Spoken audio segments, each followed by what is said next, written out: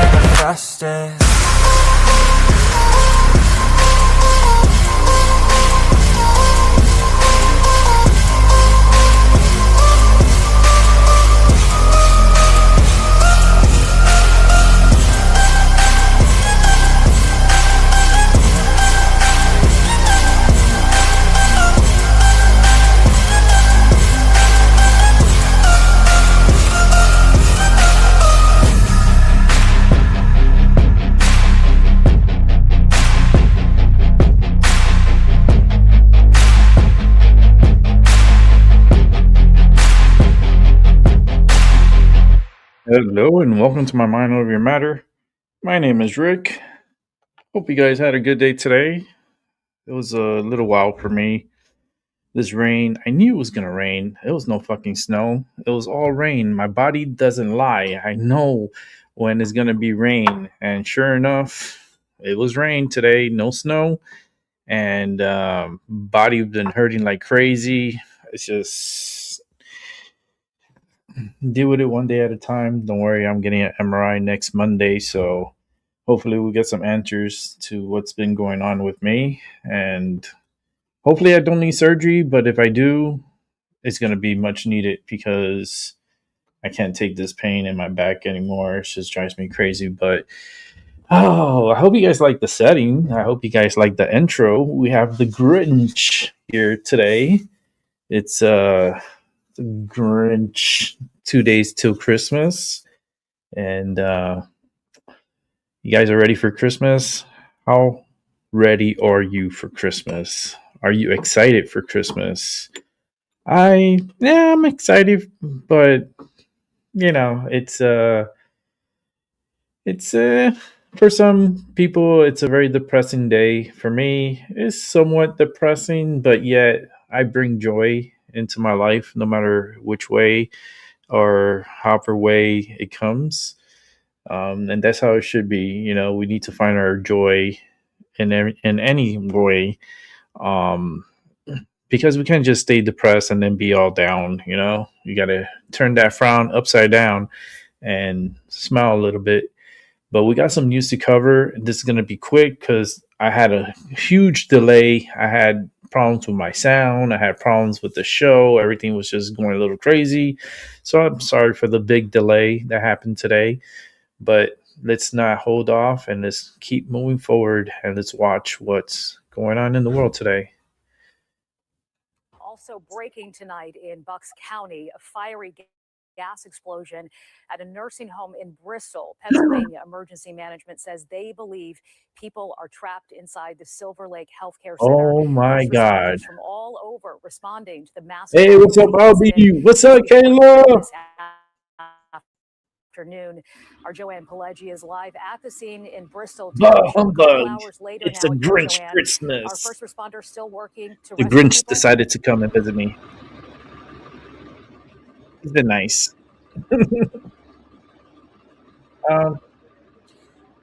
Good evening. This all started around 2:20 this afternoon. There were the sounds of an explosion. Wow, that's so scary, so sad. Very close to the Silver Lake Healthcare Center. That is a nursing home. It's a block away from me right now. About 175 residents. Wow. And people live there at the nursing home. There were multiple reports of injuries. Wow. This has been labeled a level 2 mass casualty incident. Oh my God, level 2 mass casualty. Oh my God, that's bad. Video from earlier. That means there's a lot of people dead. Multi-county response from Damn. Philadelphia. I wonder what happened. This is Bucks County, Montgomery County, Burlington County, and again, Philadelphia Rescue here at this incident, which is reported to be a gas explosion and a fire at a 2-story nursing home on Tower Road in Bristol Township. There are the whole thing exploded. My wife and I, we came out, we thought something fell on top of the roof of our house. Oh my God. It exploded. Boom. We walked outside and everything just went kaboom. Wow. I wonder if it's a gas line. That was a witness who lives right down the street. He went over. Or was it like a boiler to get his explosion? Relative from the facility, from Silver Lake Nursing Home. He was one of the lucky ones. Apparently, many were injured. And right now, there is a rescue going on. There is also heavy equipment here on the scene right now as they try to pick through the debris because there was a collapse after that explosion. Again, a level 2 mass casualty here in Bristol Township at this nursing home. That sucks. Ready for Christmas. All the information as it becomes available. We were on the scene a couple of hours ago. We've seen people crying We heard someone wailing in the background. Yeah, because Again, people dead. this is a fluid situation. Multiple agencies here investigating, and we will bring you more information as it becomes available. Joanne, I've been watching your live reports Many for the people are past dead. hour now. The scene feels very, very heavy, especially when I hear you talk about people wailing and crying out there. Wow. You mentioned a partial collapse in one of your live reports. Can you describe what was in that part of the building? Right. Well, we could see when there was daylight here, we could see across the street, across the tower. We were in a different location for our very first live shot. There is a 2-story brick structure which goes back maybe 75, 100 yards, but it was the front of the building where the collapse happened. And an employee told me that's where the offices are, that's where a kitchen, a cafeteria was. So presumably there were people inside. We also heard that there were sprinklers that went off that may have flooded a basement area again where the collapse occurred. So there is still a lot of information that we don't know. But by the looks of it, it is a pretty frightening situation. And as you can imagine, for the senior citizens who live here, for other people that's who so are scary. Rehabilitated here after being in the hospital, really a horrific situation. Yeah, they gotta transfer these people. 174 beds at the Silver Lake Healthcare Center there in Bristol. Right. Joanne, have you seen any cadaver dogs yet? Oh, no. No, we have not. We're not that close right now. It's dark, but we had heard earlier from multiple emergency response crews that the cadaver dogs were being brought in. Again, there's some heavy equipment here, and they will have to carefully go through the debris area as not to upset the scene. Yeah. All right. Joanne Pileggi, looking like a long, long night for first responders there in Bristol Township. Thank you. Wow, that's devastating. Keep it moving. Hey guys, welcome to the Liberal Hive Mind, a channel solely focused on exposing the abundant hypocrisy of the left. And of course, here's your meme of the day, brought to you by 5mind.com. Folks, it's a sickness. I mean, I truly believe it's some sort of woke mind virus, as Elon Musk describes it. How else can you possibly justify this clearly broken ideology and worldview? And of course, if you want to get a front row seat to this woke sickness, well then simply look at what's going on in blue cities. Look at what people are continuously voting for. Keep in mind, after all the chaos, mayhem, and crime, leftoids are voting for more of it, just like we're seeing in New York City with the election victory of Zoran Mamdani. There seems to be this idea on the left, this notion that you're supposed to accept random street violence as just part of living in a big city, right? Or as that complete colossal moron Jamie Raskins put it, crime is a way of life in America. It's a part of American life and American history. You know, these people are endlessly justifying criminality. All these criminals and sociopathic and psychopathic vagrants on the streets, they're not to be locked up behind bars. No, they're actually victims. These are complex social issues. They need rehabilitation and social programs, and that's compassion, right? They deserve all this understanding, and they create this supposed compassionate argument, but it's absolute cowardice. It's cowardice dressed up as morality. And time again, the people who actually pay for this insanity, it's regular, unsuspecting, law-abiding citizens. You know, people who don't have private securities, who don't live in private gated communities, who don't get chauffeured around the freaking city in a massive Cadillac. And well, once again, leftist insanity rears its ugly head as another horrifying, indiscriminate assault happens in a blue stronghold, this time Seattle. Let me show you guys exactly what's going on. We got some stuff to get into, so let's roll the tape. All right, folks, so we've got a horrifying video here. A 75-year-old lady in Seattle gets attacked by a random crackhead on the streets, and tragically, this assault left her blind in the right eye. 75-year-old Jeanette Markin standing on the corner, and police say this is Fali Pea walking up with a stick in his hand when out of nowhere, he attacks her. Jeanette is knocked to the ground. Bystanders take a picture of the suspect, then rush to help Jeanette. The full scope of what happened wasn't clear yet. Police arrested Pea a block away and found the weapon. This wooden board with a screw screw through the end of it. Police say that screw went through Jeanette's eye. Who is this guy? Is he? He's a regular. Oh my God. He usually punches. I guess today he decides to escalate things way worse than his usual. Where is he usually? He's usually just up and down third. As paramedics race her to the hospital, it becomes obvious police know Folly Pea well. Do you have the suspect's Wow. Yeah, suspect's ID. He's being searched right now. Yeah. You know him? Oh, he's notorious for random assaults on third grade. How is this a regular occurrence? I mean, what he's not in jail. actual F am I even watching? How many more of these videos are we going to be subjected to until people start to wake the frick up? This is not normal, but it's become normal. And the part that exposes that, and what should really make your blood boil, because it tells you everything about how broken and normalized this is, after the police showed up, they instantly recognized him. You heard the quote, right? Oh, he's a regular. He usually just punches. He's notorious for random assaults on third. I'm trying very hard not to cuss right now, but what in the actual F did I just listen to? He's notorious for random assaults, as if this is just normal and acceptable, as if it's normal for us to be walking down the streets with grown men roaming around just looking for a vulnerable, unsuspecting victim to assault viciously, in this case, with a damn stick that had freaking nails and screws poking out of it. It's unfathomable. And according to the news organization Coma,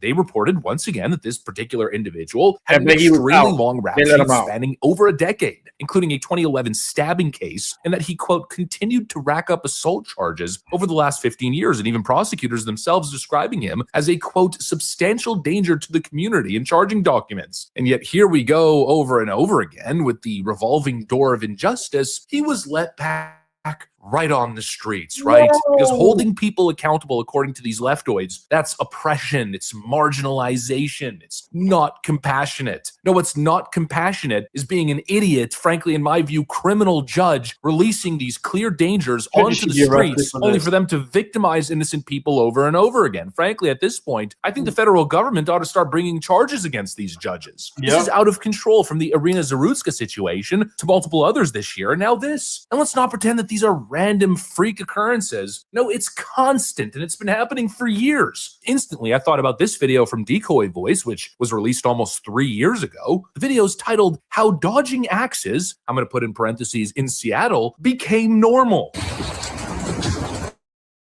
What the fuck?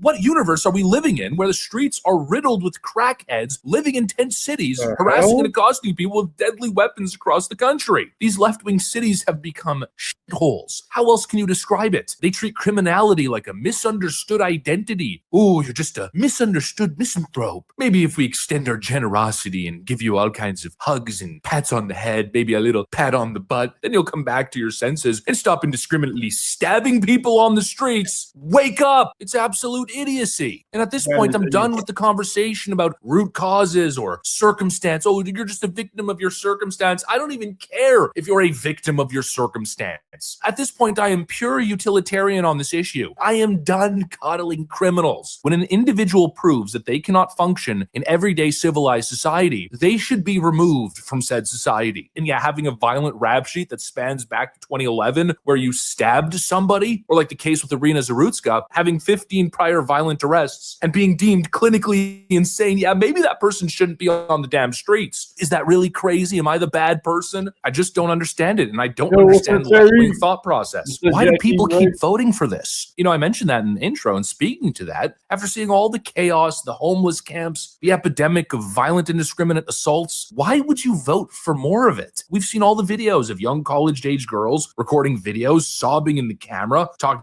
about how they're being harassed and accosted or assaulted every time they walk around the city, every time they leave their homes in places like Paris, New York City, Los Angeles, you name it. I mean, just look at the state of New York City.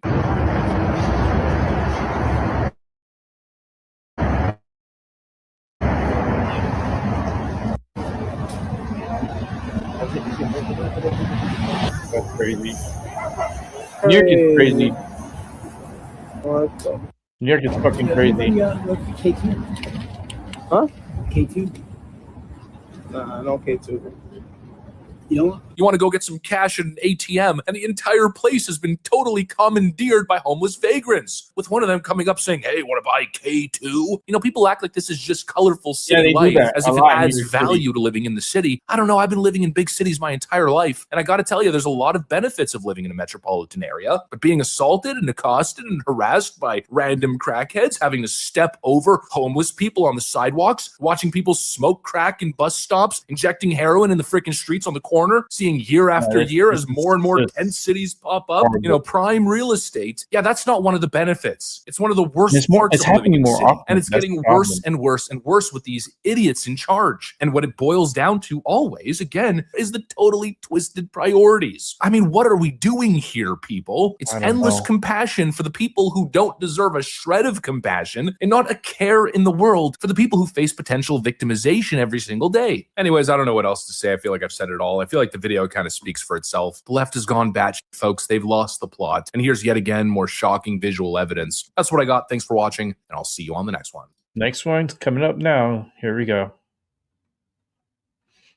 Let's put up the volume. Welcome to the Liberal Hive Mind, a channel solely focused on exposing the abundant hypocrisy of the left. And of course, here's your meme of the day, brought to you by 5mind.com. You know, I truly believe in a lot of ways we've had it backwards. Our priorities have been backwards for decades. We've spent trillions of dollars, we've bled lives, we've burned endless political capital fighting insurgents and terrorist networks on the other side of the frickin' planet. These wars that turned into forever projects, and the whole premise was the war on terror, right? We're fighting extremist networks. We're fighting terror networks. But this entire time, the most immediate terror threat to American lives is not coming from the Middle East. It's not coming from Afghanistan and Iraq. No, it's coming from just south of the border. The most immediate threat to American lives is coming from these narco-terrorist organizations from South America. And you know what? We've allowed it to continue with near impunity for way too long. But thankfully, no longer. Not anymore. Now, of course, we all know that Donald Trump is waging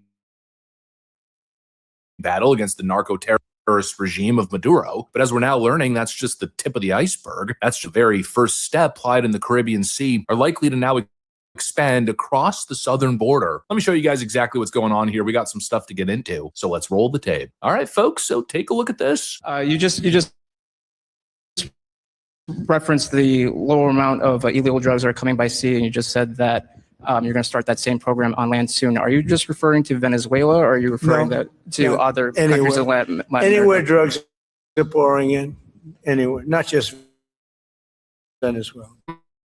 Honestly, it's a simple one. Absolutely. It's no longer pleasantries these days. No, it's time to protect the homeland. I'm so sick of the pearl clutching. It's always the same nonsense. You got all these virtue signalers who act like decisive forces to extreme. Donald Trump is doing something that other presidents didn't have the balls to do. So automatically it's scary. Automatically it's outrageous. It's extreme and morally wrong. But you know what's extreme? You know what's morally wrong? Sitting idly by and letting what's happening now continue year after year after year, as we give in to all these leftist notions that what we're facing here is not a national security issue. No, it's a public health issue. No, this is a war being waged on American families. The cartels are killing us. They're killing our children. I'm not interested in your la-di-da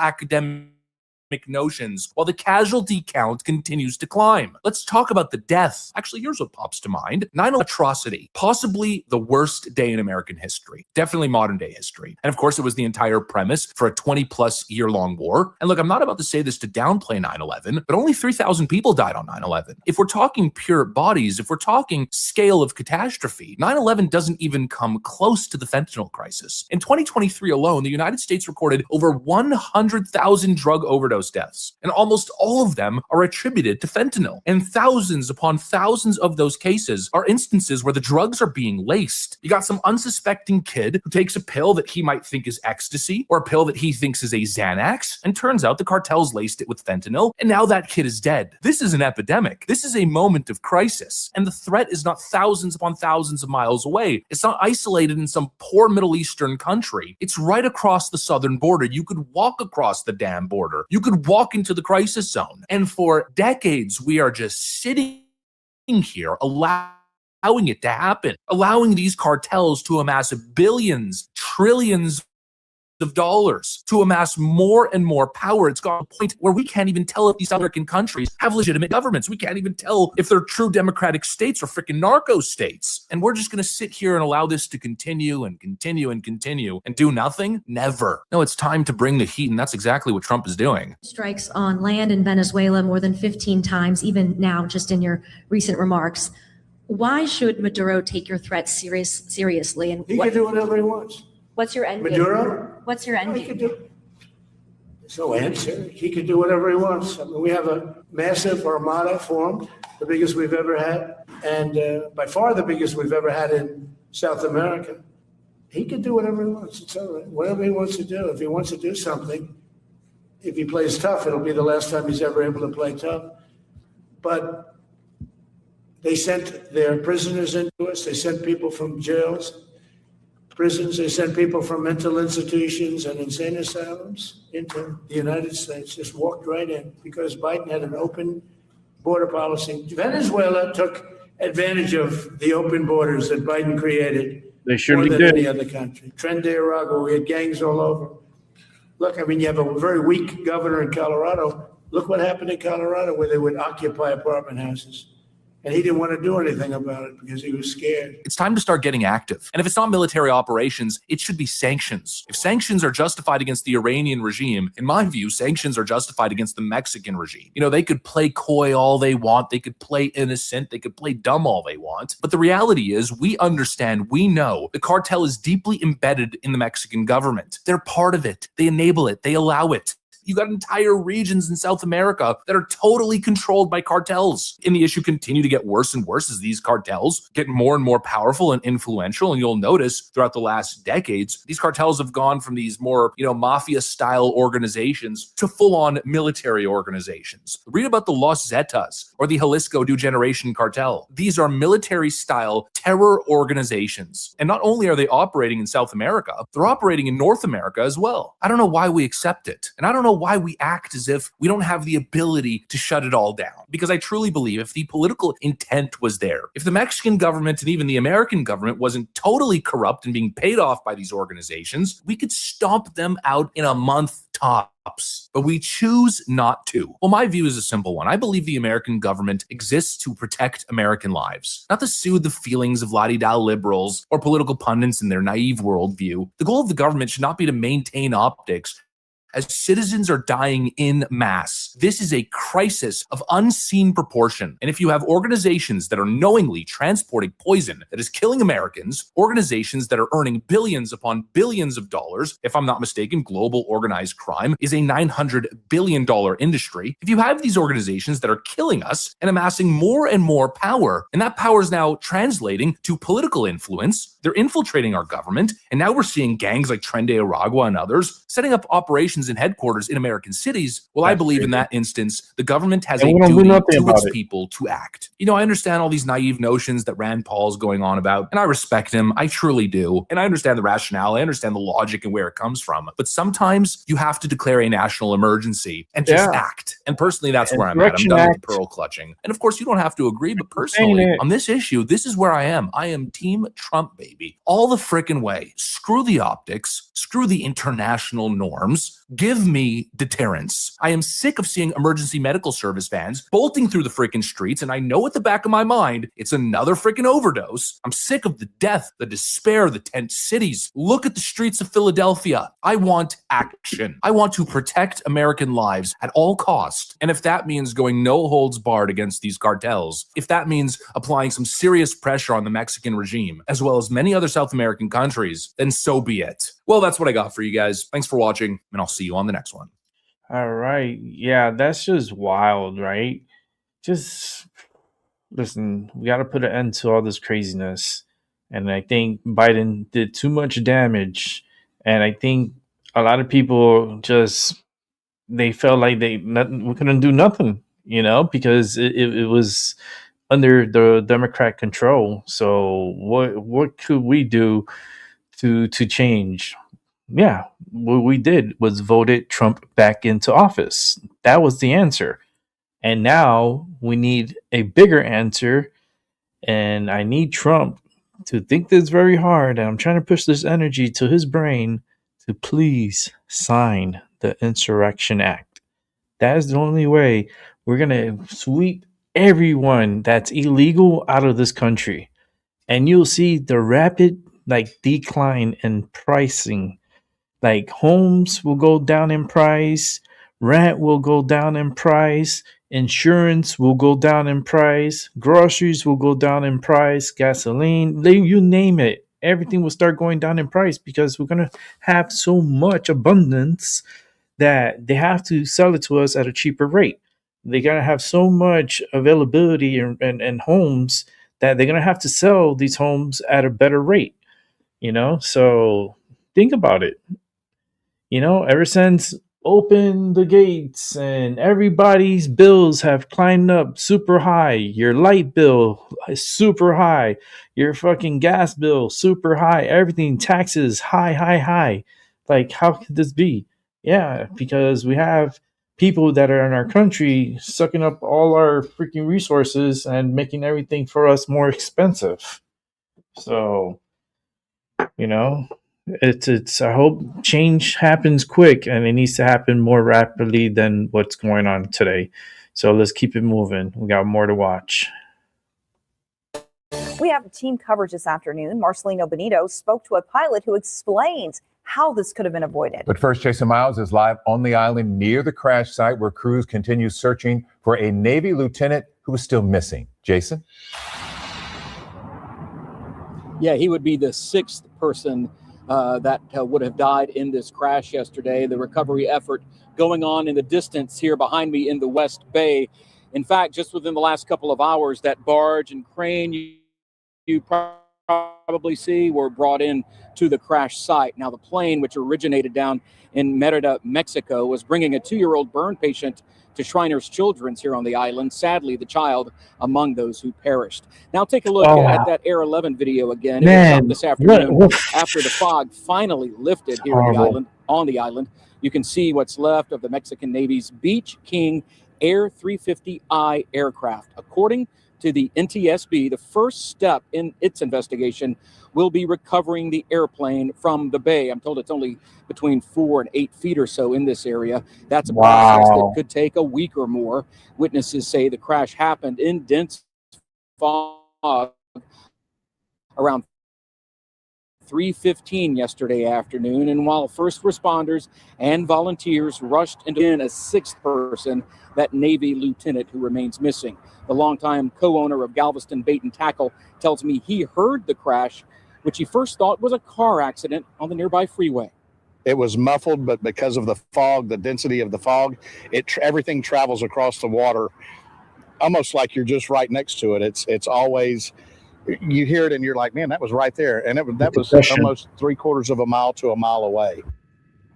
No, just the Powell concussion. says he's seen a lot of tragedies like boating accidents in the bay, but this is even more devastating given the circumstances and right here at Christmas time as well. On social media, I've seen a lot of posts and tributes, mostly from folks down in Mexico, regarding some of those who perished on this flight, including a doctor who appears to have taken a selfie on board the plane before it crashed here. Obviously, we have not verified the authenticity of that post, but it does appear to be factual and certainly adds to the gravity and the seriousness and sadness of this whole situation. Reporting live from Galveston, Jason Miles, KHOU 11 News. Just horrific, and the search continues for the one missing body. Jason, thank you for the update. Wow, it's very sad. Let's keep it moving. 45 minutes later, the shooting. This is video from a live stream camera typically used by visitors to monitor wait times. And you can see what looks like a bullet hole in the glass there. This is the Fox 29 News at 6 on a busy and what's shaping up to be a solemn Tuesday for our area, just 2 days before Christmas. I'm Sheba Russell. All Delaware DMV locations are closed right now. The investigation just beginning. Let's get right out to our Chris O'Connell live at that DMV in Wilmington. Chris, what's the latest? Well, Sheba, a shocking and somber afternoon here in Newcastle, Delaware.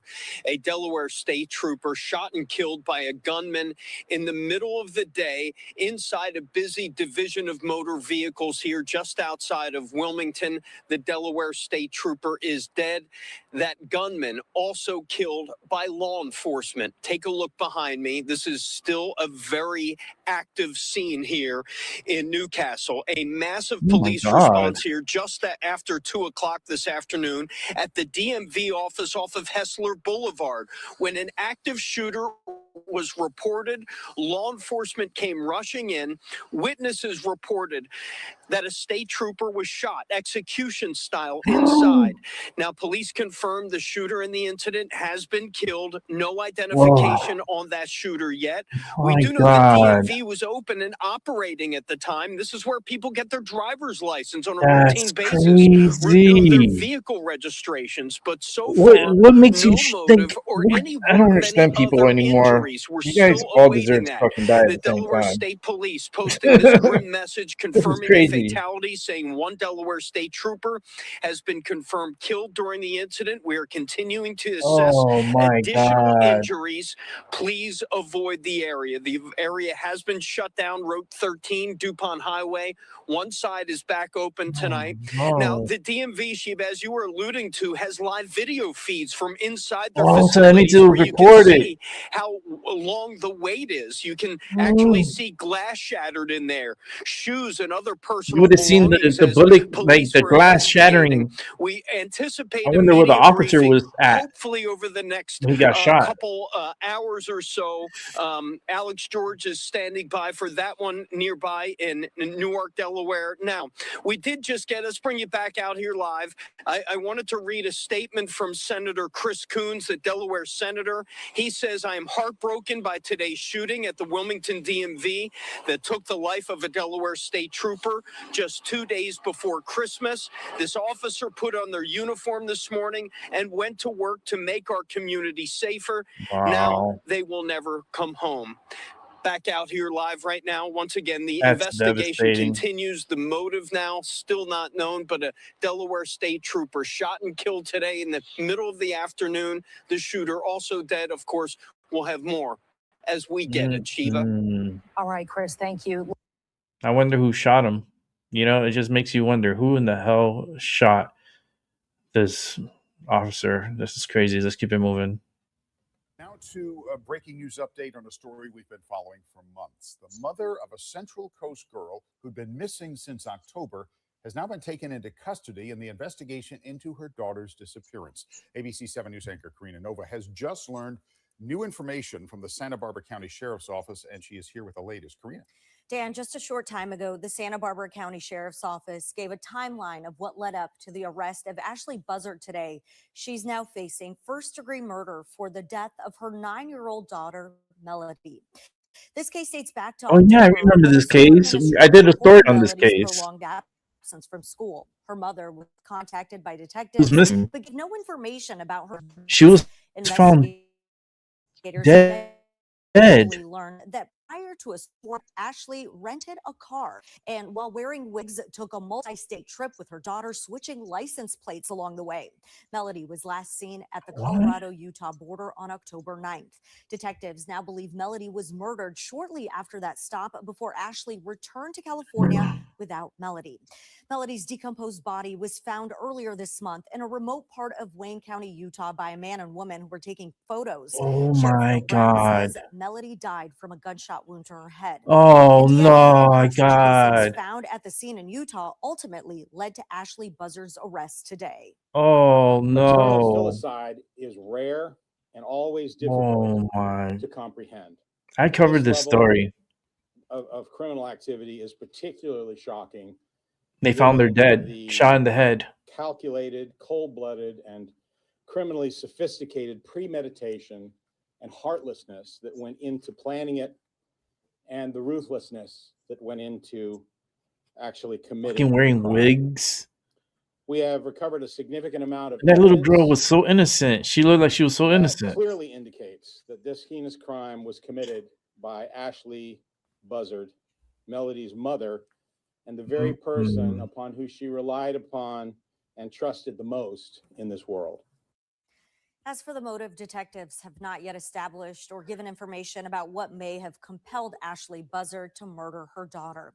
Sheriff Brown says the murder weapon has not been recovered, and as of this morning, Ashley Buzzard was not cooperative. She's being held without bail in Santa Barbara County.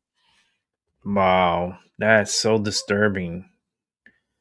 Because I reported on this story, and the mother, the girl has been missing for all this time until now. They found her dead in Utah. Thank God for this couple who went out there to take pictures and discovered the body and noticed a bullet wound to the head.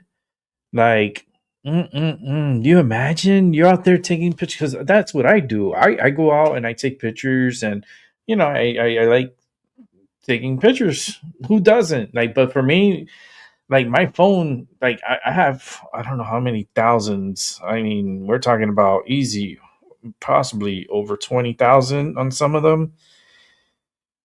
Yeah, close to 30,000 pictures and videos on my phone. 30,000. You're like, damn, right? That's a lot of memory. So, oh yeah, that's why I have a chip on it, because I like to take pictures. I like to take a lot of pictures. And you imagine if I would have walked up and I'm there, oh man, Utah, so beautiful. And then the next thing I know, I was like, what's that? So we walk up to it, and it's a girl's body. And then you notice a bullet wound to the head. That's oh man. I know they called the cops. They freaked the fuck out.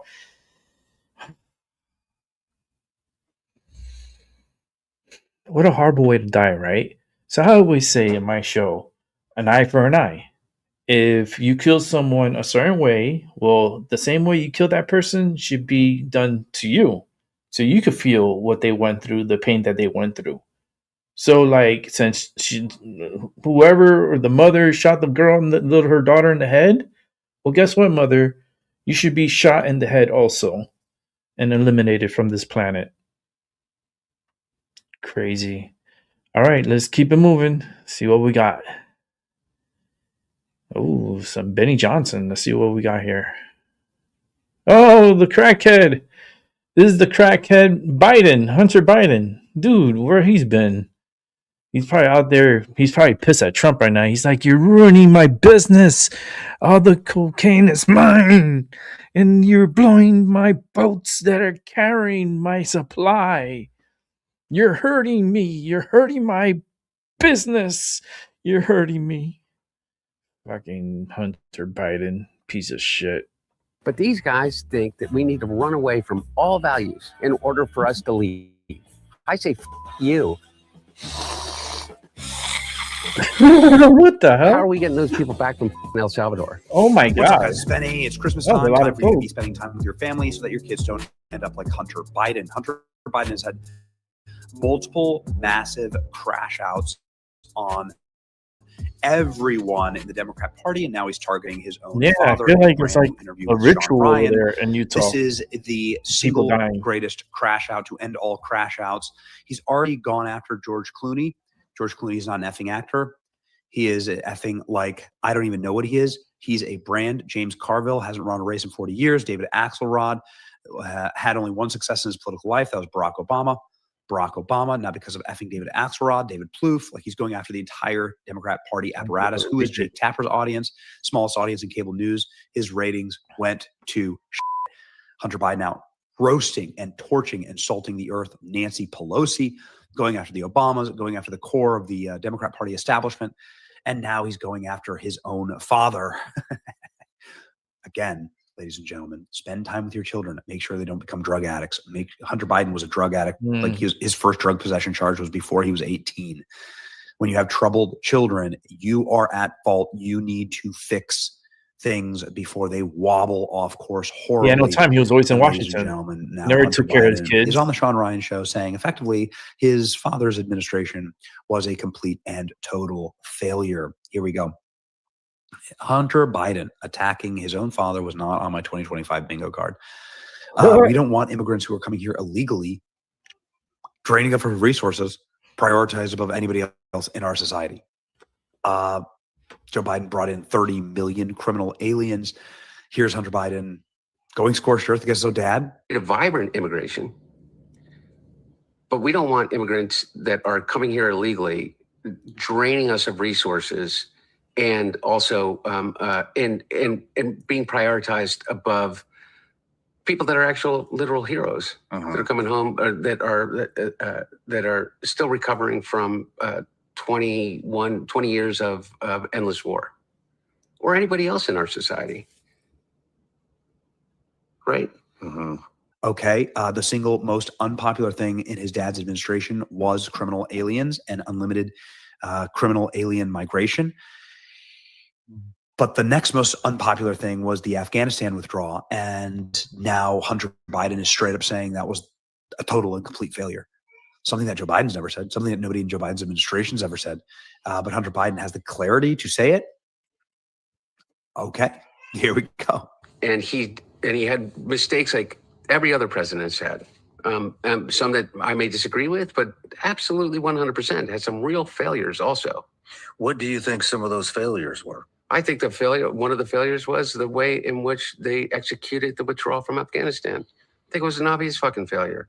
I think 13 Marines are dead. I think that there was a better way to do it.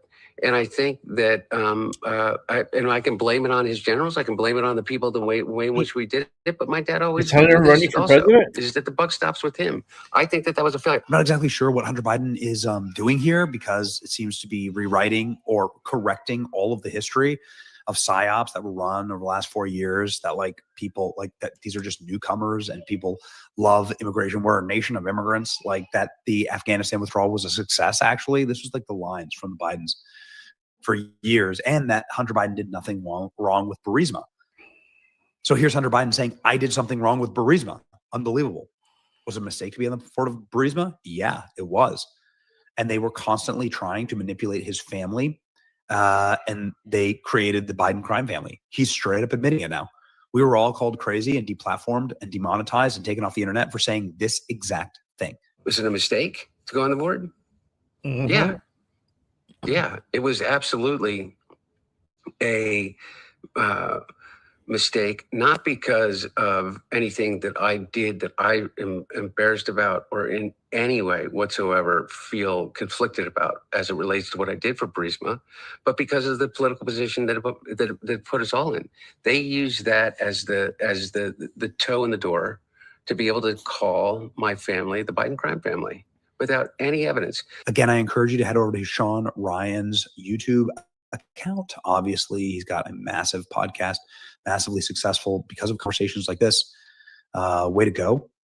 Like these are important conversations. And if Hunter Biden's willing to talk, let him talk, dude. The reason why I think Hunter Biden wants to talk is maybe because he says he's at least $20 million in debt, and he has no idea how he's going to pay it off. I make the same joke about this. Why not just sell paintings? Hunter Biden saying that he is $14 to $15 million in debt. He'll never be able to pay it. And everyone makes a joke. Everyone's making the same joke saying, just sell more paintings, dude. Didn't he sell his paintings for like very expensive? Crazy. Hunter Biden rips dad's presidency over immigration to Afghanistan in stunning interview, obvious effing failure. Start painting again. A reminder that Hunter Biden told the feds that it was a pair of illegal Mexicans who tossed his firearm into the trash bin when it was Haley Biden. He always blames illegals, by the way. He also says that his laptop from hell was fabricated, even though there's demonstrable physical proof and empirical evidence that, of course, it was Hunter's, including but not limited to extensive troves of homemade pornography and other gratuitous videos, things that cannot be faked. There is no laptop. Wow. What they did was they cobbled together stolen, concocted, and fabricated mishmash of digital information largely, which is thousands and thousands and thousands of emails from 25 years. No laptop could have held all that. That's not true. That's moron. crazy. I need an art market expert to help me understand. Yes, everyone's making the same joke. Sell some paintings. Sell some paintings. Yeah, you can I didn't have Hunter Biden torching his own father on my bingo card. Even the crackhead gets it. So he's still lying about his laptop, probably because he's fearful of, I don't know. I mean, he's lying about his laptop because he knows that's real, and then he's telling the truth about everything else. And what a scumbag, dude. What a scumbag. He's the only one who got a real, actual pardon from Joe Biden, by the way. It was like an actual signature. Every other signature from Joe Biden was fake. He used his privileged life to get away with everything. Anybody who lets you rewrite this is a complete fraud. If you believe it, you have zero credibility. Plus, he doesn't even know how savings a hard drive works. You think it would have taken 5 minutes to do the research and the initiative. Either way, we're thankful for Sean Ryan for doing this interview. When Hunter Biden pleaded guilty to felony crimes, he admitted to evading at least $1.4 million in taxes. His father pardoned him for these crimes. Wow. Am I dreaming? Hunter Biden going after Afghanistan, criminal aliens. Why are we just hearing about this now? How likely is that? That's right. Yeah. Well, the people who covered up for Hunter Biden, I mean, it's amazing that they had 51 Intel officials discredited Hunter Biden laptop letter, had their security clearances revoked. If it was a fake laptop, why destroy your career over it, right? Exactly. Hunter Biden's laptop is real, says the Biden Justice Department, who've used it in actual criminal proceedings against the Biden. The DOJ has used the laptop against the Bidens in criminal court, in sworn testimony. The DOJ knows that it's real. Obviously, everybody knows that it's real. But him demolishing his father's administration in like scorched earth after going after Obama and Pelosi and the entire Democrat apparatus, you know what? Christmas comes early. This is just, we love the Democrat Civil War. Go on, Hunter. Run for president in 2028, please. I'm begging you. It's your boy Benny. Like, share, and subscribe. See ya. All right. That was Benny Johnson. And now we're going to go straight to Jason A., which issued a call to action to use American legal and political systems to implement Sharia law. This is already underway in places.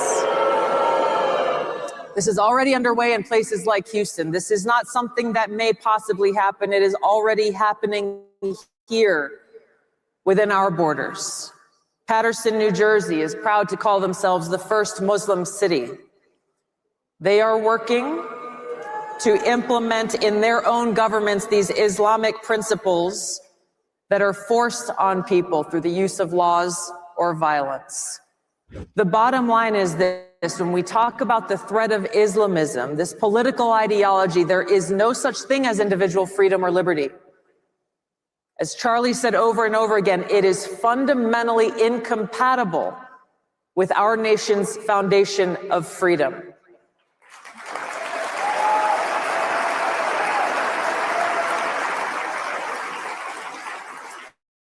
And at its core, when we understand that our freedom comes from God and no one else, we understand the seriousness of the ideology threat, right to freedom in every one of us. And my message to all the old leaders, from Macron to Scholz to your old Pedro Sanchez, is your time is over now.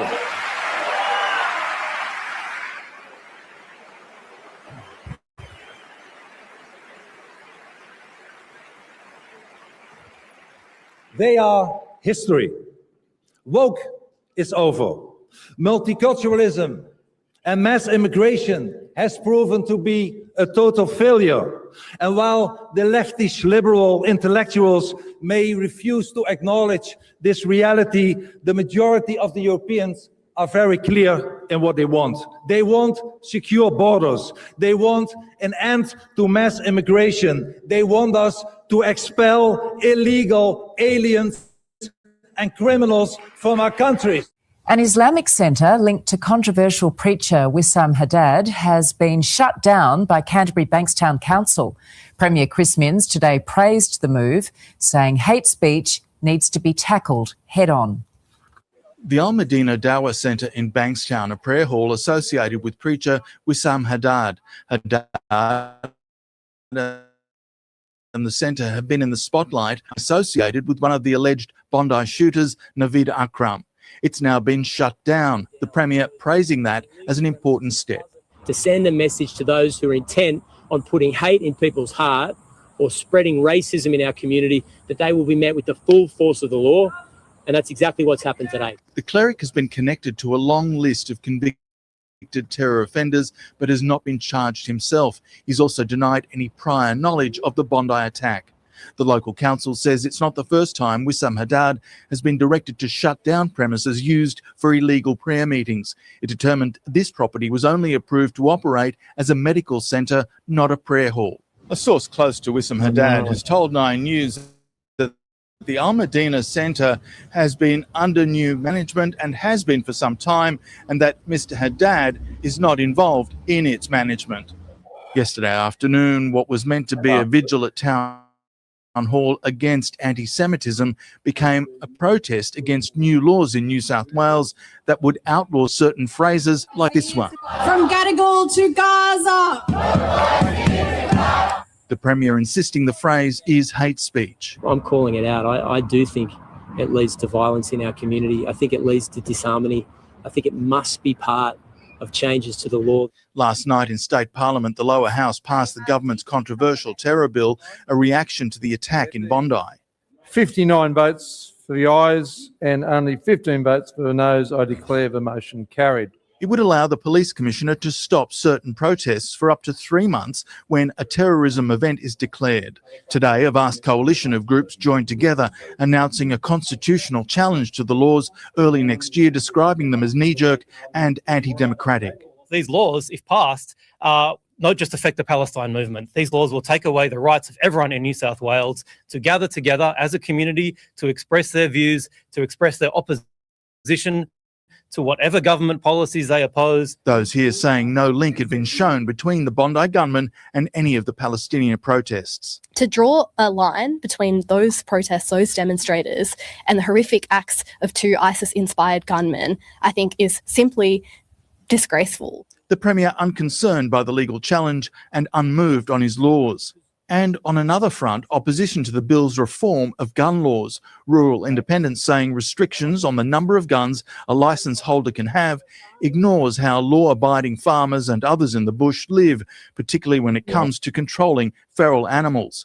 And then there's the sporting shooters who say the current laws are tough enough but haven't been enforced. These laws would not have made any functional difference to what happened last Sunday. The terror bill still needs to pass the upper house, but is expected to. Today, incoming New York Mayor Zohran Mamdani met with President Trump. So tonight, we're looking into a claim being made about him. Posts on social media are warning that Mamdani is expected to introduce rules after he takes office, requiring all public schools to learn Arabic numerals. Well, that is both fiction and silly. Here's the explanation. Arabic numbers are simply the digits 0 through 9 that we all use. They're called Arabic numerals because the system was taught to Europe through medieval Arabic scholars. But they're universal. They have been used in American schools for centuries. Mamdani will take office January 1st, becoming New York City's first Muslim mayor. Today's Oval Office meeting between President Donald Trump and New York City Mayor-elect Zohran Mamdani was surprising to many, given their previous attacks of one another. Now, some strong supporters of each are slamming that meeting. As Mayor-elect Zohran Mamdani prepares to lead America's largest city, he's keeping it mostly positive on his working relationship with President Donald Trump. I found in the meeting that I had with the president a productive one, and a meeting that came back again and again to the central themes of the campaign that we ran: the cost of housing, cost of childcare, the cost of groceries, the cost of utilities. Mamdani, though, also standing by his previous characterization of the president. Just to be very clear, do you think that President Trump is a fascist? And after President Trump said that, I said yes. And so you do. And that's something that I've said in the past. I say it today. And I think what I appreciated about the conversation that I had with the president was that we were not shy about the places of disagreement. Disagreement that was not on display during Friday's Oval Office meeting. I really think he has a chance to do a great job. The meeting followed by what appears to be a change of heart by Trump on sending the National Guard to the Big Apple. Do you still plan to deploy the National Guard to New York City? If they need it. Right now, other places need it more, but if they need it, we had a very good meeting yesterday. We talked about that. But if they need it, I would do it. Conservative activist Laura Loomer reacting negatively to the pivot, writing, Trump just said Mamdani is rational. There's nothing rational about allowing criminal illegal aliens to terrorize New York, adding, I'm stunned. New York Congresswoman Elise Stefanik, who's running for governor of New York, suggesting in a post she also disagrees with Trump's warm welcome, writing, Mamdani is a jihadist, as other Republican lawmakers warn against letting their partnership go too far. We cannot let dangerous socialist ideologies sneak into our nation under the guise of rent control housing and free groceries. Mamdani campaigned on those issues. Americans are not stupid. And it's not just conservatives. Some Democrats are expressing disdain that Mamdani would agree to work with President Donald Trump. And the World Socialist website even called the event a grotesque love fest. Yeah, that's crazy. Mamdani, I don't think so, buddy. Can't deal with that. I mean, he's going to be the mayor of New York City on January 1st as the clock is the ball's coming down, and as the clock ticks, he has his right hand up in the air and he's being sworn in at the same time in New York City. And I made a pledge to myself that I would not be going to New York City for the next 4 years. I have no business there. I don't really want to go there. There's nothing good about there that I already done majority of the stuff there. And no, let them think with the ship, you know what I mean? I'm keeping my ass at port. Fuck that. Just don't come over to Connecticut. That's all I gotta say. Just don't come over here. We don't want you. We don't need you over here.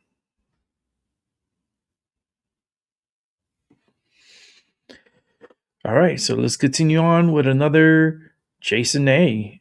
So let's set it up and let's watch up.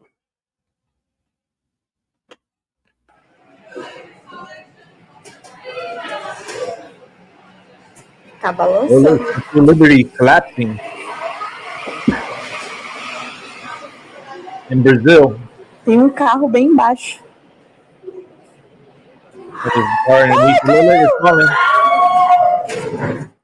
Has fallen.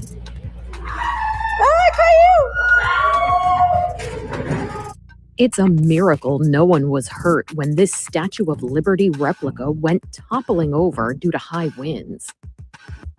It reportedly happened in a department store parking lot in Brazil. The company says it will investigate how this happened, but hasn't said if it will repair or replace the statue. They should put a Trump in Texas. statue. We've got to double down. If there is no Texas, the country completely falls apart. And you said it, and people need to know it. The Muslim Brotherhood in London and in Paris, they recognize that Dallas, in particular, Texas, is the epicenter of what they're trying to do for the Islamification of not just Texas, not just America, but the Western Hemisphere. Big time. They're planting the seeds here, and we've got to rip those seeds up and get them out of Texas.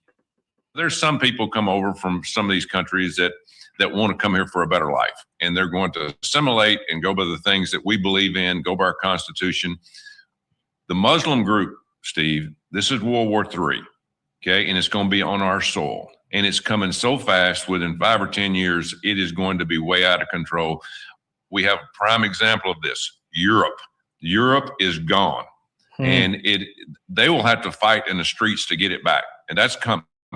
And so we do not want that to happen here. And the people of Alabama, the people of Hoover saw this, and they want to stop it before it really gets started. Don't let the fire start and get out of control. And I'm so proud of what they did. A beautiful and spectacular event, and it has all been canceled because the French government can no longer keep its own people safe from potential radical Islamic terrorists that they have welcomed into their country. Wow. Think about that.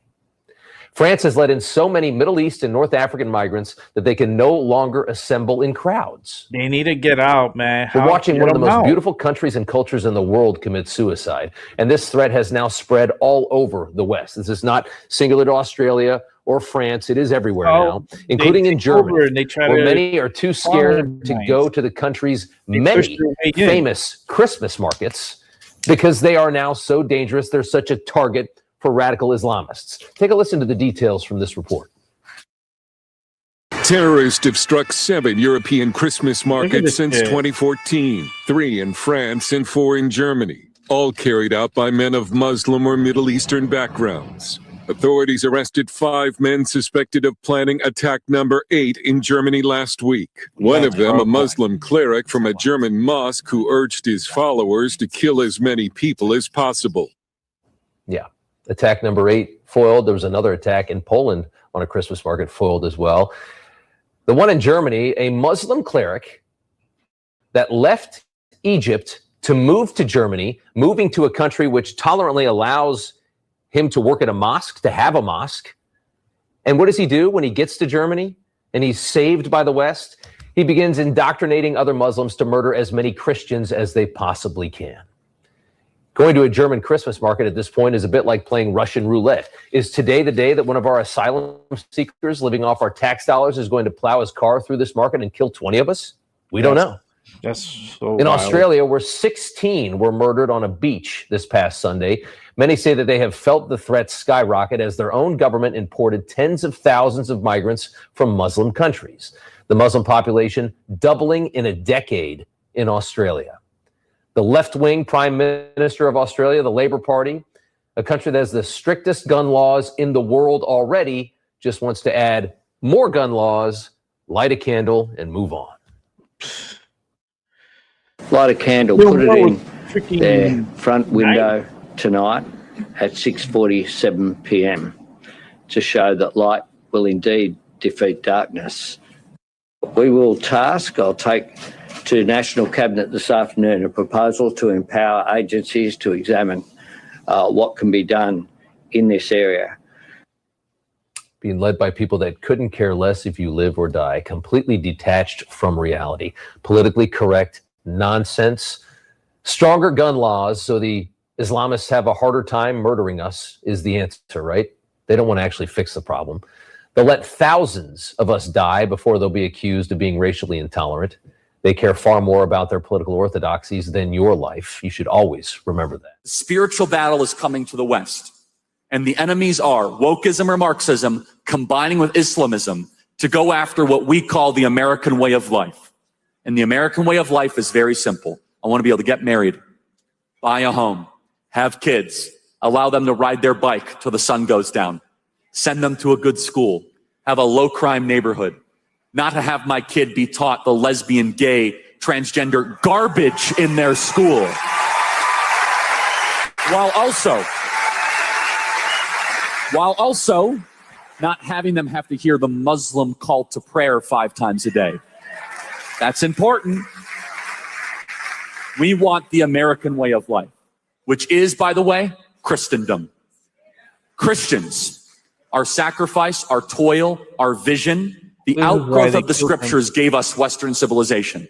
And this is where I think is a great rallying cry. Doesn't matter if you're Hispanic, doesn't matter if you're Asian, doesn't matter if you're black or white. Everybody, if you are Christian and Jesus Christ is your Lord and Savior, these two threats are combining forces to come after us. And it's time that the church stands and rises up against it. A replica of New York's Statue of Liberty collapsed in southern Brazil after being hit by strong winds. Dramatic video captures the moment the towering structure came crashing down. The incident took place in Guiaba in the southern state of Rio Grande do Sul as vehicles and pedestrians passed near the monument. The replica was installed in the parking area of a department store located in the busy commercial zone. Eyewitness video shows a 35-meter tall structure slowly tilting towards and collapsing, breaking apart in impact and ending up hanging upside down. The collapsed portion measured 24 meters while the base of the statue remained intact. Technical inspection will be conducted to determine the cause of the collapse. No injuries were reported in the incident, which occurred amid severe wind conditions affecting southern Brazil.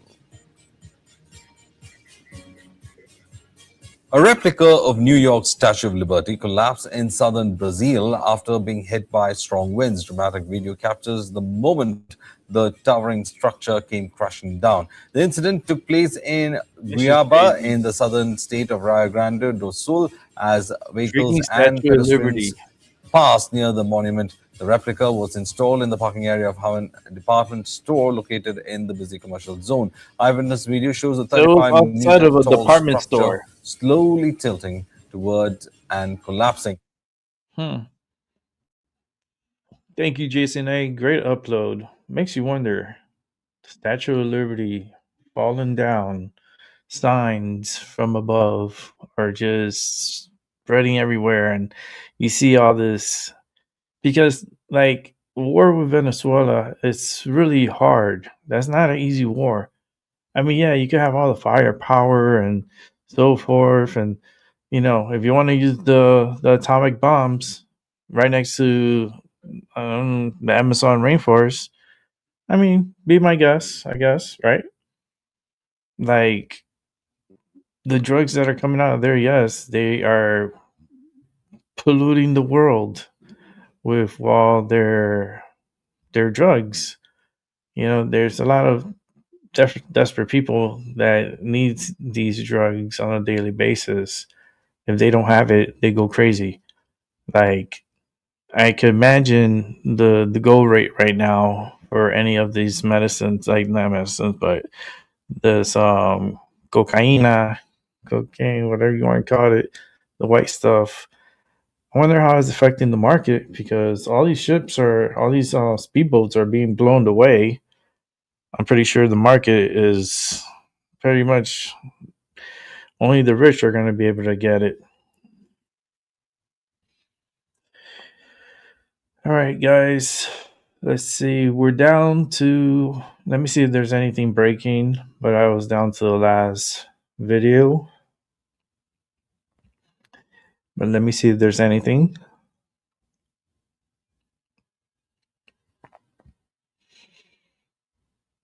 In that shooting with the state trooper, where he was killed, 3 other people were injured in the shooting. So it wasn't just the state trooper who got killed, but 3 others are injured. That's crazy.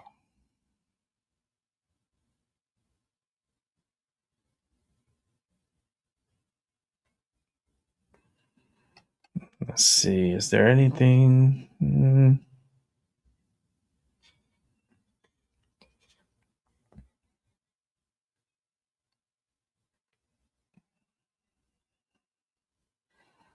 I mean, they're talking about the Epstein stuff.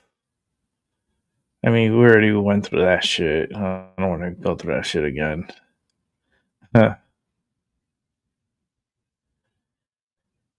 Let's see.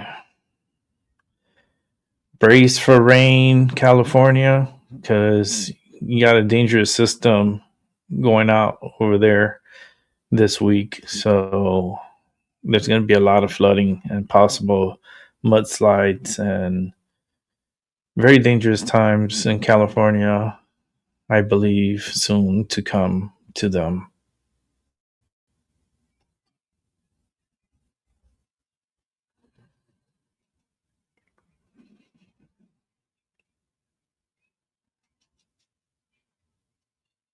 Yeah, they don't see nothing. So yeah, I'm trying to get to bed early tonight. So I gotta wake up early tomorrow. So that's why the show is gonna run short. But let's see.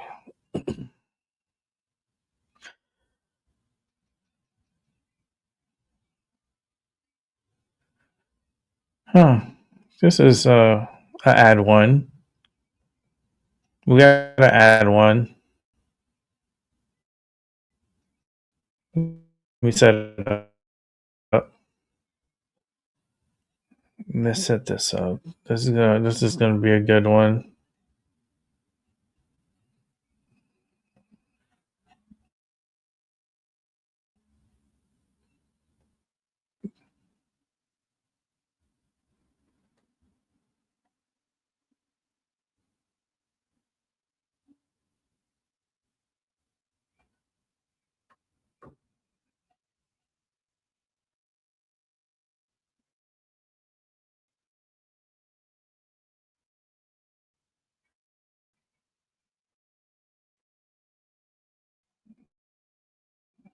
See something.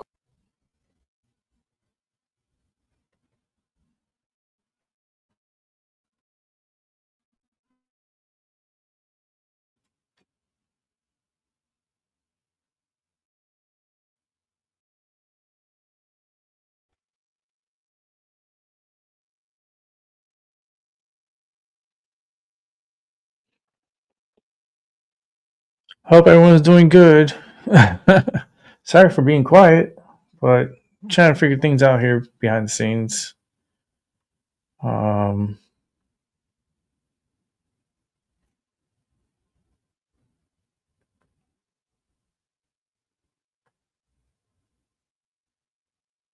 Just checking things out.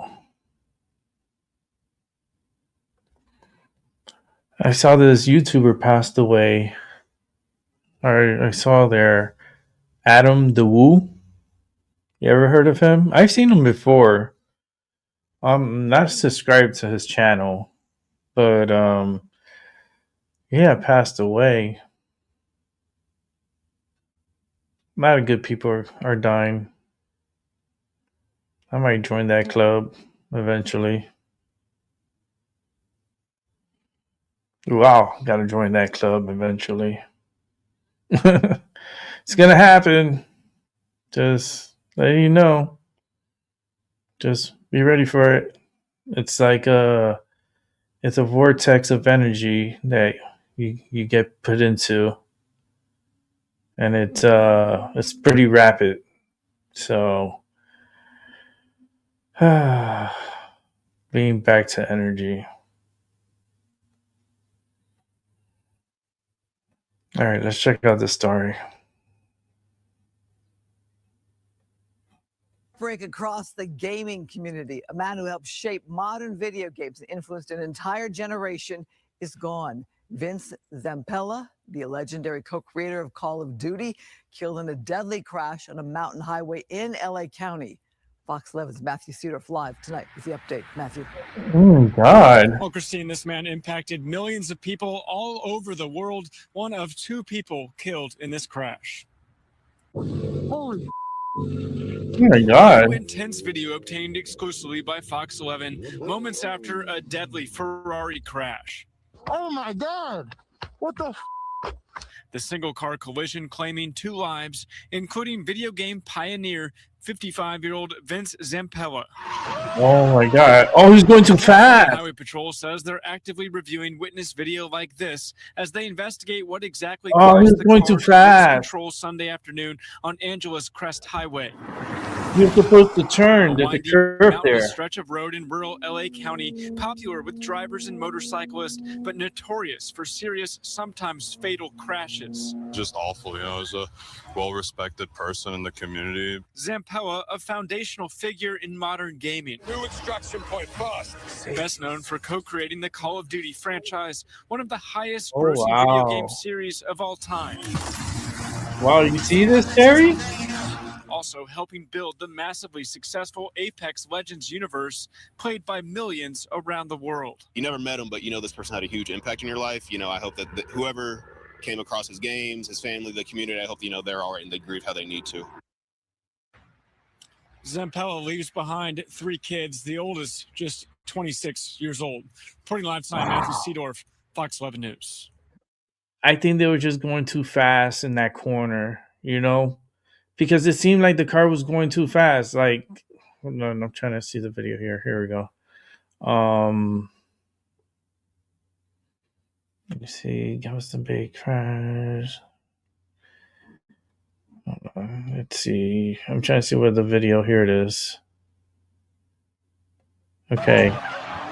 Look, you see how I try to stop it to catch it, but you're gonna see how I'm gonna slow it down. Okay. So let's go slow mode. How slow we want to go? Let's go super slow mo. All right, here we go. Now, look how fast that car's going. Super slow mo. Super slow mo. Look at this.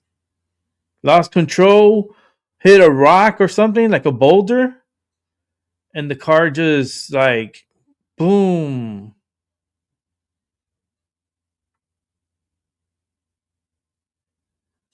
And nobody ran to the car. They just, no, we got to get the film. Like we'll all right, let's try to get close to it, and then the car catches fire. This is when they back down. Like they backed out. They should have ran to the car. They should have ran to the car. Man, this car is just like disintegrated. It looks like it's definitely like upside down. It looks like or something. But look, the car caught fire. I want to see that again one more time. It's for our research. Here we go. Look how fast it's moving, and I have it in super slow mo. So he's speeding through here, and he drifts. You see how the car is drifting? Look at the shadow. So like this car is going super fast for an image of a video to take your car like this. That's speed. That's high speed. And you could see the outline of a car here. So this guy was already doomed for death. And passed him real quick. And you see there was something on the road there. Like if you go back a little, like right there, right here. Like, don't you see there's kind of like a boulder or something like here in the middle? I don't know what that is in the middle. But they hit that. Look, boom. And you see the car flip?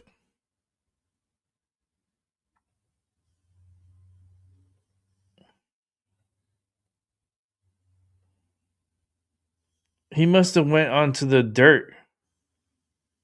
He must have drifted. Like he was going too fast. And he couldn't, like he was oversteering. But when you do that, your car is gliding away from you. Like you could be steering, but the force is pulling you because of the speed you created.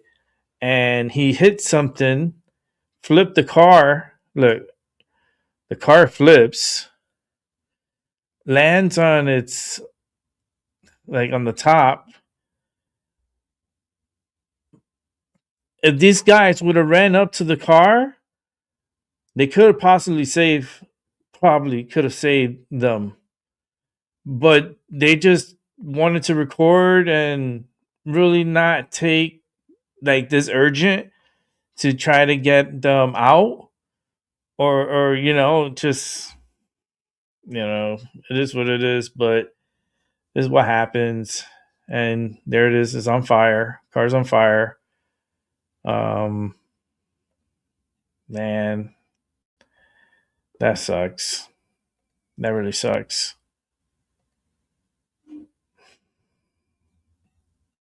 Let me go ahead and fix this over here.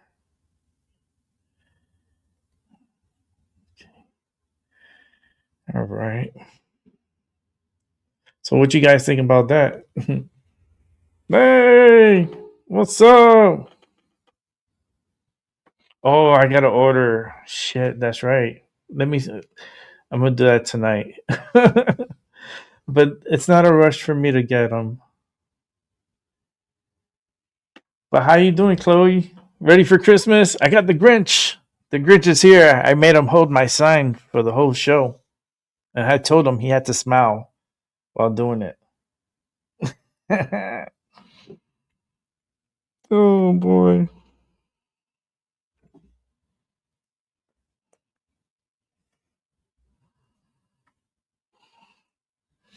But how you guys are doing? Yeah, that man's curve. Yeah. But you know what I'm talking about, Terry? Because, like, okay, think about it. If you're in a sports car, you're going fast and the bank, it pulls, right?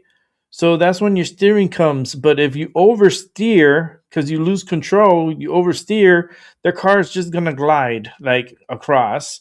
And it looked like there was some kind of boulder or something. I don't know what was on the road, on the side. It wasn't on the road, but it was on the ground. And it hit it, and the car just, like, flips.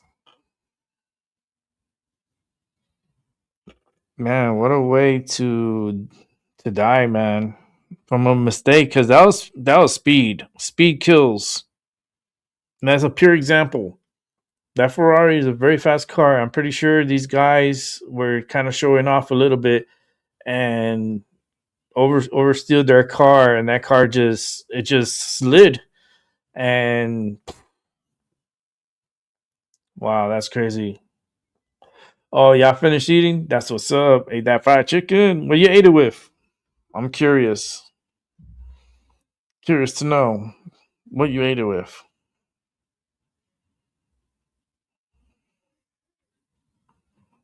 It sounds so delicious.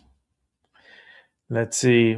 I'm actually preparing the turkey for tomorrow because we do what's called Noche Buena. It's a good night, but it's like Christmas Eve. Like I'm doing half a turkey. I ain't doing the whole turkey. The other half, I'm saving it for New Year's because it was a big ass fucking turkey. I was like, man, yeah, cut that bitch in half. That's more than enough food. I can make enough sandwiches with that leftover turkey. No, I got this. Tomorrow, I'm actually gonna go buy the bread. I'm actually gonna go to the bakery and get the bread.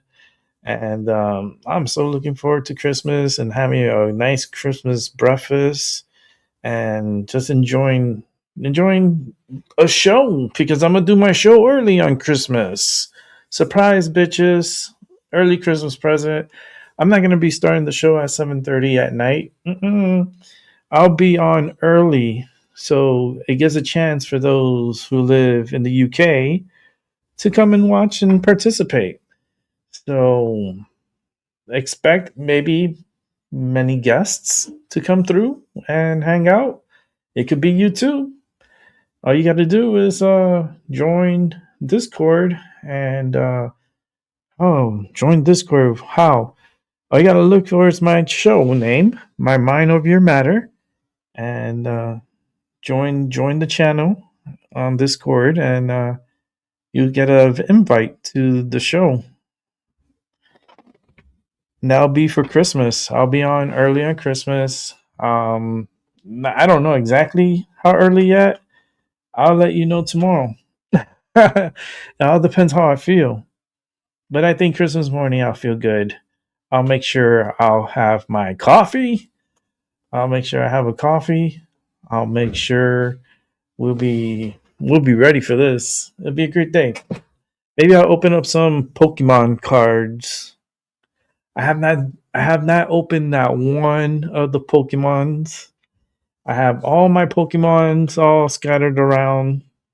They're all hidden. I even have one back here. You guys didn't even know it. It's like hidden right here. It's like right here. There's like a box right here. It's a Mega King Kong EX box that I got at Walmart. Walmart had so much Pokemon today. I was like, holy shit. They saved it for today. Like they released like all the Pokemon. I was like, they had the Pokeballs, they had the EBTs, they had the singles, excuse me, the singer booster packs. They had this other one they had. I was like, man, I'm going back tomorrow morning. I'm going back tomorrow morning. I'm gonna get me I want another one. I want a Pokeball, and I want to get maybe a couple of, because you can only get 5 items, 5 of the Pokemon, so that way it could spread. So you could pick either all 5 sleeves of the booster packs, which is 1 pack, or you can buy yourself like this beautiful Genghis Khan, this baby blue that's back here. Beautiful deck. Let me show it to you guys. And I got it at Walmart. I was so happy when I came across it. Let me show you.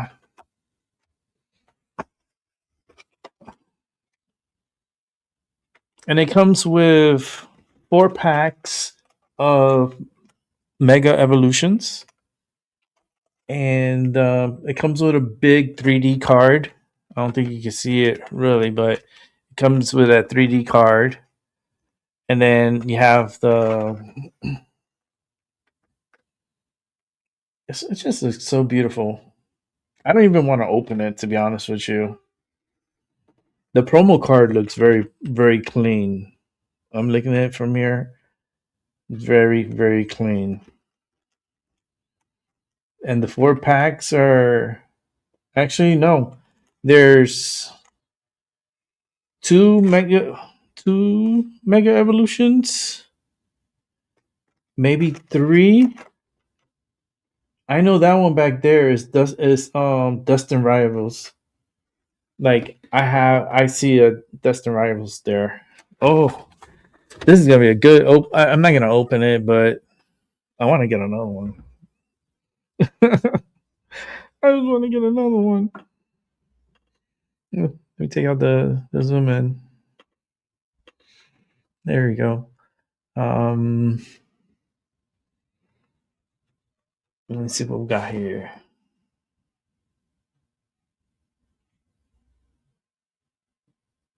Yeah, they don't really belong on the real road.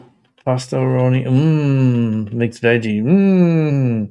Damn, you're making me hungry again, and I ate. The best food, and they are Puerto Rican. Yes, I'm Puerto Rican too, and I love good Puerto Rican food. So that your best friend, that is your best friend's mom. Mom's made the best food, and they were Puerto Rican. Hell yeah, I agree. Oh, and can you find Rick's channel on Tyson's Dela Cruz Discord as well?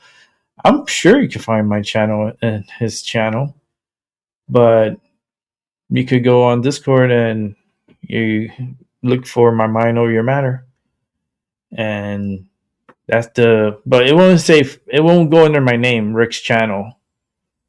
It has to be My Mind Over Your Matter, because it's the show's channel. It's not my name on it.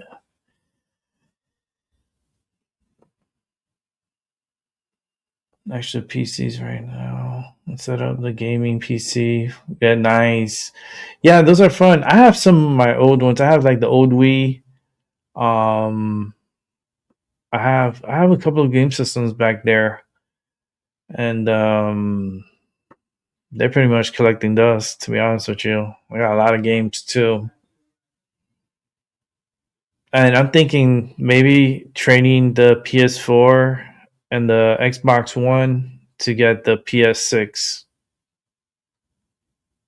You know, to give me a discount, because I know it's not going to drop the price much, but to give me a discount to get the PS6, because I think the PS6 will be perfect for the Grand Theft Auto when it comes out. I think it would look so clean and so crispy. And that game gives me a lot of anxiety. So I only go around driving around. I'll hit a couple of people. Like me watching me play someone watch someone who has anxiety and stress play Grand Theft Auto. You see how tentative I am and how like it just really imagine if I did this on Twitch and I'm like playing the game and you guys are watching me playing the game and I'm like, oh shit. I think that'll be fun. I do have a Twitch channel, but I don't know how to really set that up, to be honest with you. I'm still trying to like I haven't even tried to even figure out how to set that up yet. But I do have my Nintendo Wii. The I think it's 2. I don't know which one is the one I have. And then I have the Xbox One. And I rarely use them. That's because I have PTSD and it's pretty bad. And I have that chronic pain in my brain from time to time. And it's not good to be playing those games like that. Just because of the lights flashing and stuff like that. Because my eyes are pretty sensitive to light. That's why I usually turn off the lights and I'll have the candles on. And it's more easier on my eyes. Oh, but do you like the mega shirt? This is from Tyson's show, and me and Tyson, I came up with the idea with the MAGA, make accountability great again.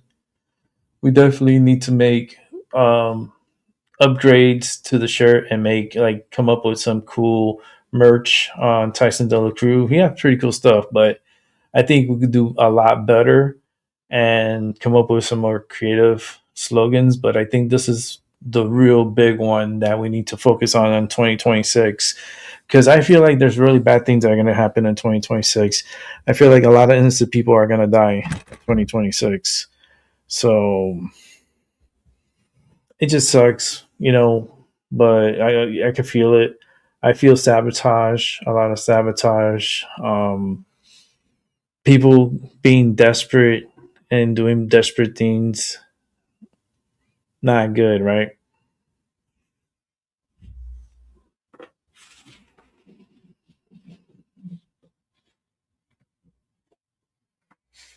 Oh wow, 6 consoles? That's wild. I don't know how many I have. I know I have a few over there. Like I have the PlayStation over there. Like I have a few. I should sell them, right? And get out of it. Just because, like, if I get the 6, that's the only reason why I probably would sell this, to get the 6. I think it would look a lot sleeker, and I think the picture will look great. And I think when Grand Theft Auto comes out, Grand Theft Auto 6, it's going to be a very, very, very big deal. And I don't know if a lot of people could afford it, because it is expensive. From what I heard, it's like $1,200. $1,200 just like to walk out with the system. And I don't know if it comes with a game. I don't know. It's like everything's so unknown right now. But we're going to go ahead and play the last video of the night. So hang on tight while I set this up. And we're going to go watch Tyson De La Cruz. So let's get to it. Law enforcement leaders say the goal was simple: cut off the supply, disrupt the networks, and make neighborhoods safer. America, Palm Beach County just executed the largest drug bust in Sheriff Rick Bradshaw's 20-year career, and the numbers are absolutely staggering. 101 drug dealers arrested, enough fentanyl seized to kill 864,000 people, 35 illegal guns off the streets, and we're not done. 25 more suspects still being hunted. This year-long operation, dubbed Operation Unplugged, dismantled an entire drug distribution network that was pumping deadly fentanyl, crack, and counterfeit pills into Palm Beach County. Sheriff Bradshaw said it perfectly: if you're a drug dealer, you're plugged into the supply chain. They just unplugged you permanently.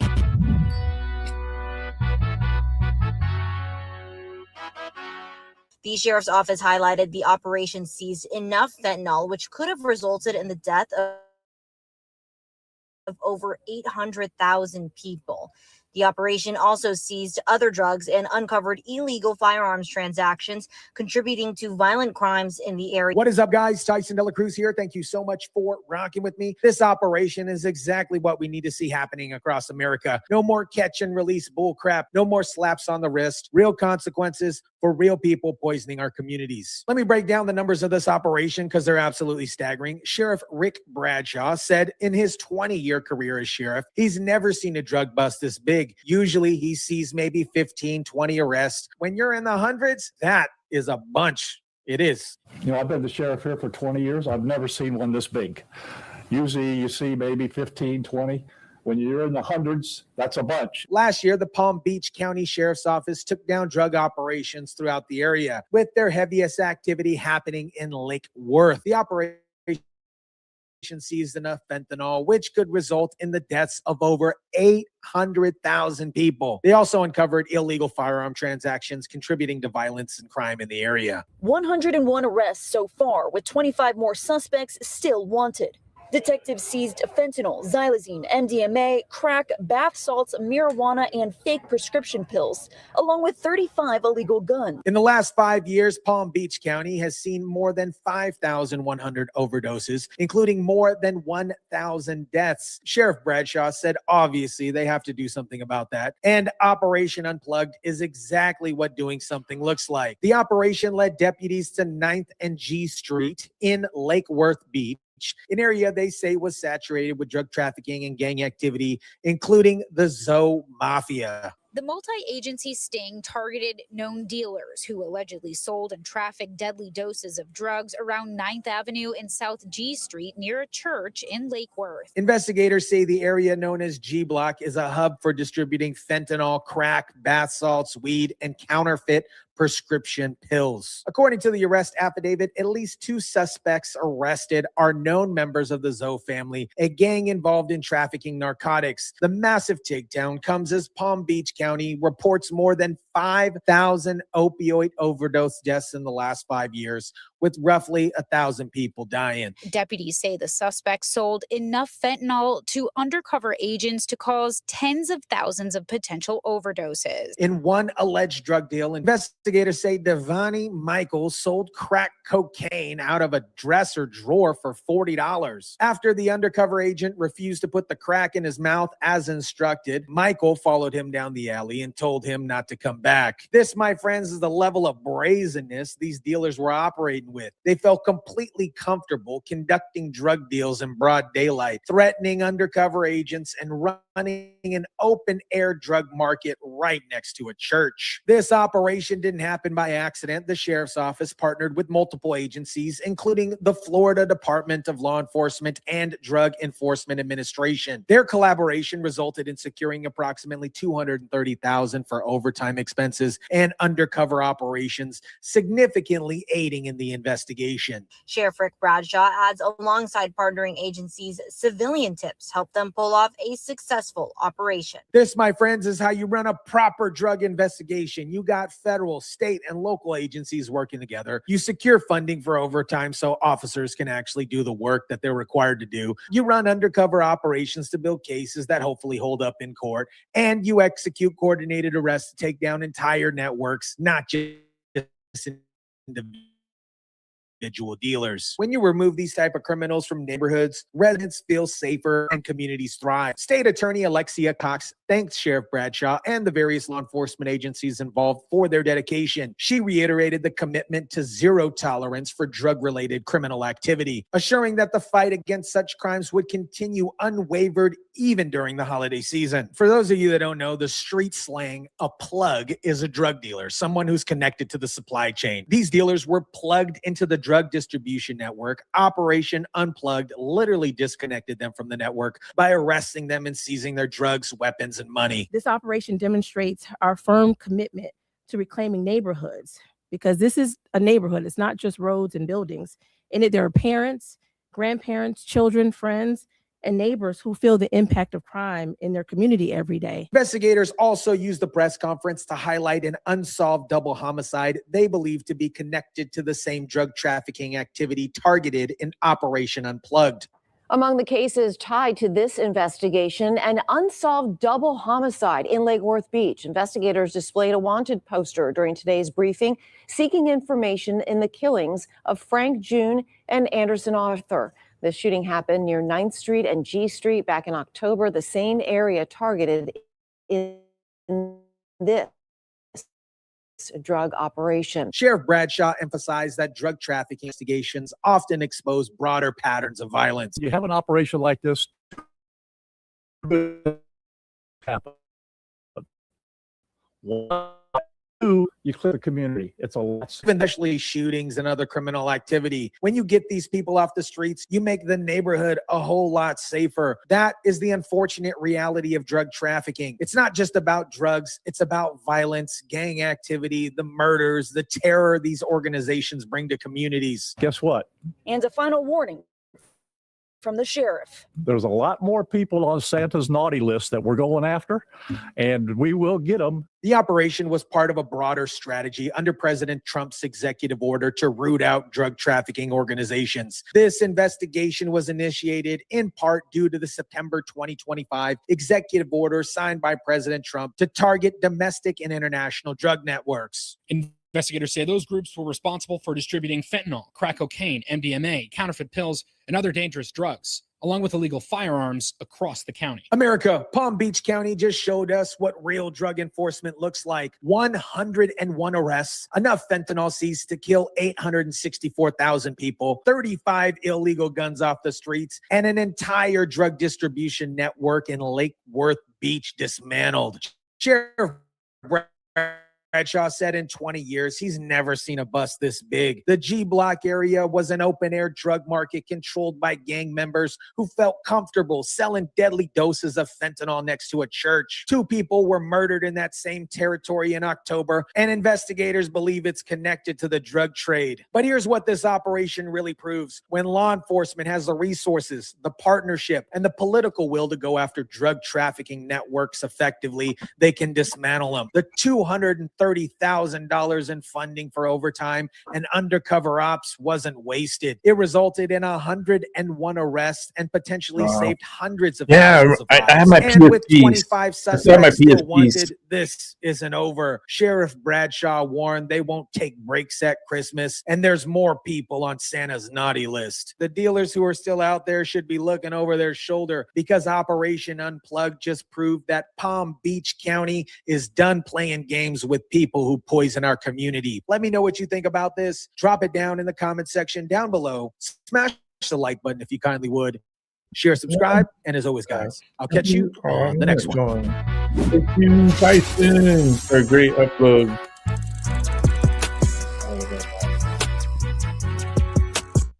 Yeah, I still have my PSPs. I got, like I said, I have like two or three of them. And they work fine. I have the games and everything. And but I haven't been playing much with the games. I play a little bit on my phone and so forth. But other than that, nothing too much, just maybe I'll play with the I don't know, because I haven't turned on the Xbox in forever. Probably not tonight, but one of these nights I'll play one of these game systems and see where I'm at and how many updates I got to do, because I'm sure I got to do a lot of updates because I haven't turned it on in a while. So I'm going to be racing out of here. It's already my time to get going because I'm going to get to bed early. I got an early appointment, so I got to wake up early. So you guys have a good night. Truly appreciate you guys coming through, and those who are rewatching, thank you so much. Don't forget, on Christmas I will be doing a early show. I'll probably be starting, I'm not 100% sure yet. I'll let you guys know tomorrow, see what time for sure that I'll be doing the Christmas show. So it'll be fun. You'll see. So everyone, have a good morning, good afternoon, and good night. And I'll catch y'all on the flip side. And let's see what happens tomorrow. It's another day. And when we have another chance, anything is possible. Good night.